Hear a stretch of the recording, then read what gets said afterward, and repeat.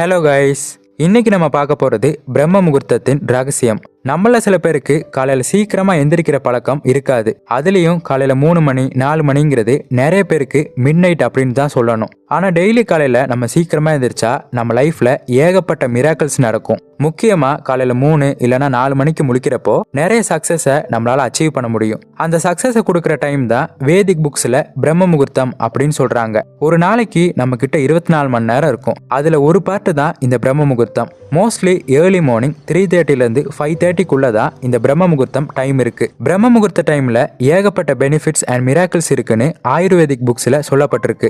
வேதிக் ட்ரெடிஷன்ல meditation பண்ண, prayer பண்ண and spiritual practice பண்றதுக்கெல்லாம் இந்த பிரம்ம முகூர்த்த டைமை தான் யூஸ் பண்ணிருக்காங்க.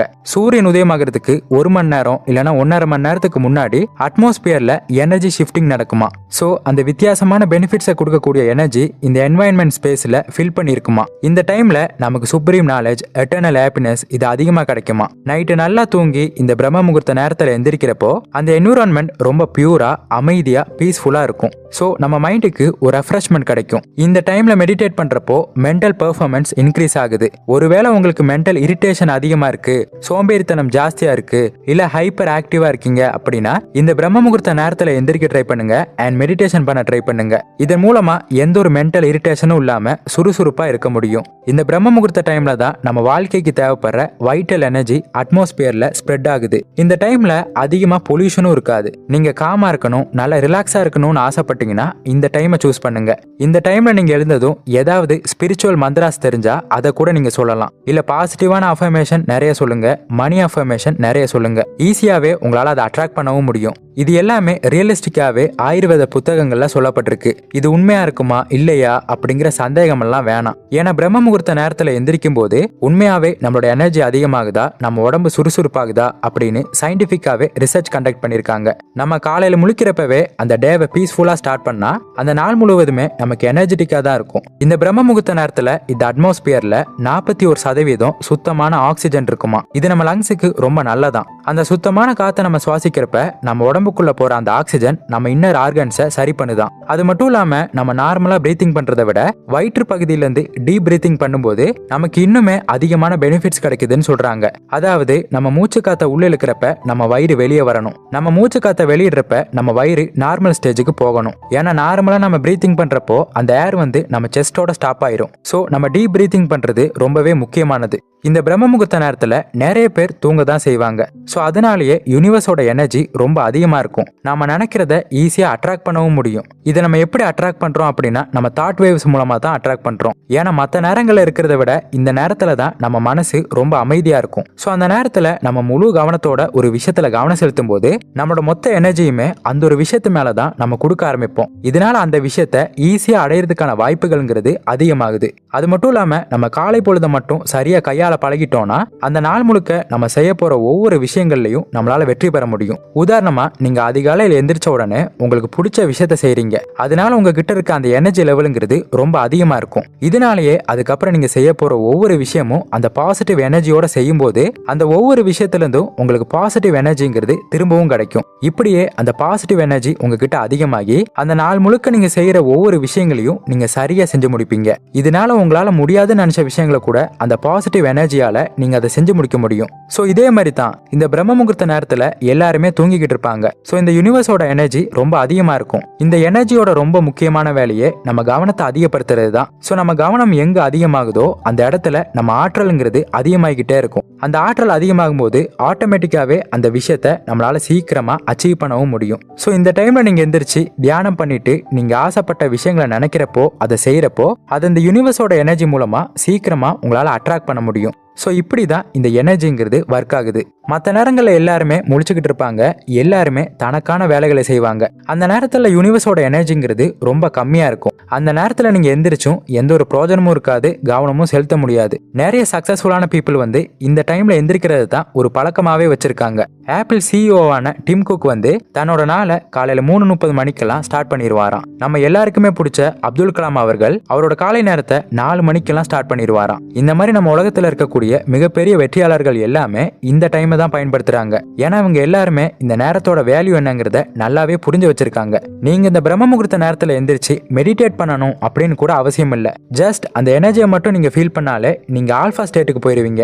ஆல்பா ஸ்டேட் அப்படிங்கிறது நம்ம தூங்குற ஸ்டேட்டுக்கும் முழிச்சிருக்க ஸ்டேட்டுக்கும் இடைப்பட்ட ஸ்டேட் அப்படின்னு சொல்லுவாங்க. இந்த ஸ்டேட்ல தான் உங்க கான்சியஸ் மைண்ட், அதாவது உங்க ஆள் மனசு பயங்கர ஆக்டிவா இருக்கும். ஸோ இந்த நேரத்துல நீங்க ஏதாவது ஒரு பழக்கத்தை உருவாக்கணும், இல்ல ஏதாவது ஒரு பழக்கத்தை சேஞ்ச் பண்ணணும் அப்படின்னு நினைச்சீங்கன்னா இந்த ஆல்பா ஸ்டேட்ல உங்களால அதை செஞ்சு முடிக்க முடியும். சரி, இந்த பிரம்ம முகூர்த்த நேரத்தோட பெனிஃபிட்ஸ் என்னங்கிறத பார்க்கலாம். இந்த பிரம்ம முகூர்த்த நேரத்துல நம்ம சரியா எந்திரிச்சா சூரிய உதயத்தை நம்மளால பார்க்க முடியும், சுத்தமான காத்து வாங்க முடியும், சுத்தமான காத்தை சுவாசிக்க முடியும் அப்படின்னு தான் நம்ம நினைச்சுக்கிட்டு இருக்கோம். ஆனா இதை விட நிறைய பெனிஃபிட்ஸ் இருக்கு. அதுல முதலாவது செல்ஃப் அவேர்னஸ். இந்த நேரத்துல ரொம்ப அமைதியா இருக்கிறதுனால நமக்கு தெளிவான சிந்தனைகளும் யோசனைகளும் வருமா. நம்மள அறியாமலே நம்மளை சுத்தி இருக்க நிறைய விஷயங்களை நம்ம கவனிக்க ஆரம்பிப்போம். தினமும் இந்த நேரத்துல எந்திரிக்கிறப்போ நம்மளோட செல்ஃப் அவேர்னஸ், அதாவது சுய விழிப்புணர்வு அப்படிங்கிறது அதிகமாகுது. அடுத்து இரண்டாவது பர்சூட் ஆஃப் நாலேஜ். எப்பயாவது எக்ஸாமுக்கு படிக்கணும், எமர்ஜென்சி ஒர்க் இருக்கு, இல்ல ஏதாவது ஃபங்க்ஷனுக்கு போகணும்னா நம்ம காலையில சீக்கிரமா எந்திரிச்சிருப்போம். இந்த மாதிரி நேரத்துல எந்திரிச்சவங்களுக்கு நல்லாவே தெரிஞ்சிருக்கும். இந்த டைம்ல முழிக்கிறப்ப நம்ம மைண்டுங்கிறது ரொம்ப பிளாங்கா இருக்கும். ஸோ நிறைய விஷயங்களை நம்ம ஸ்டோர் பண்ணிக்க முடியும். மற்ற நேரங்களை நம்ம படிக்கிறத விட இந்த நேரத்துல நம்ம நிறைய விஷயங்களை கத்துக்க முடியும். அப்படி கத்துக்கிட்ட விஷயங்களை மறக்காமலும் இருக்க முடியும். அண்ட் உங்களை நீங்களே செல்ஃப் அனாலிசிஸ் பண்ணிக்கிறதுக்கும் உங்க இன்னர் ஸ்ட்ரென்த் என்னங்கிறத புரிஞ்சுக்கிறதுக்கும் ரொம்ப பெர்ஃபெக்டான டைம்னா இந்த டைம்னு சொல்லலாம். ஸோ அதிக நாலேஜ் கெயின் பண்ணிக்கணும்னு நினைச்சீங்கன்னா இந்த டைம்ல எந்திரிக்கலாம். அடுத்ததா நம்பர் 3 செல்ஃப் கண்ட்ரோல். இந்த பிரம்ம முகூர்த்த டைம்ல நம்ம எடுத்துக்கிட்ட எனர்ஜி நம்மள காம் அண்ட் பீஸ்ஃபுல் பர்சனா மாத்திருமா. எந்த ஒரு விஷயத்த பண்றதா இருந்தாலும் நம்ம செல்ஃப் கண்ட்ரோலோட இருப்போம்னு சொல்லப்படுது. தேவையில்லாம சீக்கிரமா கோவப்பட மாட்டோம், ஸ்ட்ரெஸ் ஆக மாட்டோம். மொத்தத்துல நம்ம வெற்றிக்கு தடையா இருக்கிற பாதி விஷயங்களை இதன் மூலமா நம்மளால தவிர்க்க முடியும். அடுத்ததா நம்பர் 4 ஹெல்த் பெனிஃபிட்ஸ். என்னதான் காசு பணம் இருந்தாலும் உடல் நலமா இருந்தா தான் நம்மளால நிம்மதியா இருக்க முடியும். என்னதான் காசை கோடிக்கணக்கில் வச்சிருந்தாலும் வாழ்க்கை வெறுப்பா தான் இருக்கும் நம்ம உடல்நிலை சரியில்லாம இருந்தா. ஸோ நம்ம இந்த பிரம்ம முகூர்த்த நேரத்துல ஏற்கனவே பார்த்த மாதிரி அந்த 41% சுத்தமான காத்தை நம்ம சுவாசிக்கிறப்ப அது நம்ம உடம்புல இருக்கக்கூடிய நுரையீரலை சுத்தப்படுத்துது. இதன் மூலமா உங்க உடம்புல இருக்கக்கூடிய எல்லா உறுப்புகளையும் ஆரோக்கியமா வச்சுக்குது, உங்களோட சுறுசுறுப்பையும் அதிகப்படுத்துது.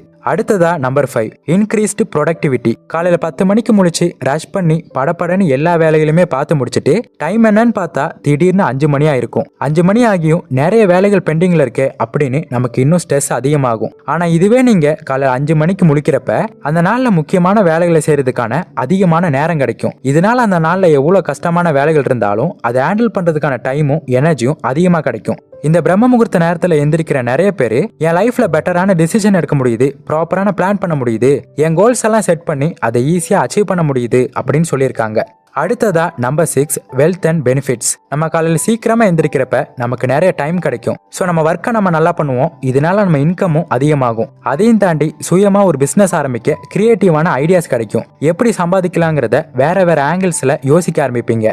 இதன் மூலமா நீங்க அதிகப்படியான வருமானம் ஈட்டவும் வாய்ப்பு இருக்கு. ஏன்னா ஏற்கனவே நம்மளை சுத்தி ஏகப்பட்ட வாய்ப்புகள் இருக்கும், நம்ம தான் அதை கவனிக்காம இருப்போம். ஸோ அந்த நேரத்துல கொஞ்சம் கிரியேட்டிவா நீங்க திங்க் பண்றதால அந்த வாய்ப்புகள் எல்லாம் நீங்க பார்க்க ஆரம்பிப்பீங்க.